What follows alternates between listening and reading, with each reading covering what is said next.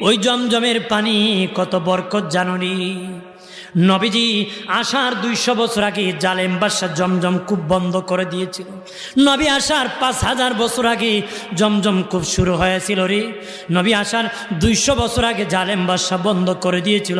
নবীর দাদা Abdul Muttalib আল্লাহ বলেন স্বপ্নে বলেন তাইবা খনন করো, উনি বোঝেন নাই। দ্বিতীয় বললেন তাহেরা খনন করো, তৃতীয় দিন বললেন জমজম খনন করো। জমজম কোথায় গো মালিক?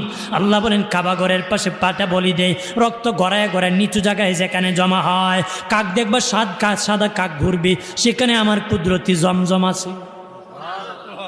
নবীর দাদা খাজা আব্দুল মুত্তালিব বড় ছেলে হারেসকে নিয়ে খনন করতেছি, জালেমরা বাধা দিতেছি। ও আব্দুল মুত্তালিব, এখানে আমাদের পবিত্র জায়গা, তুমি কেন বাধা দিতেছো? তখন আমার আল্লাহ 3 রাত ধরে আমাকে স্বপ্নে দেখেছি এখানে আমার কুদরতি আল্লাহর জমজম আছে, কনা আমাদের পবিত্র জায়গা, কেন তুমি এখানে খনন করবা?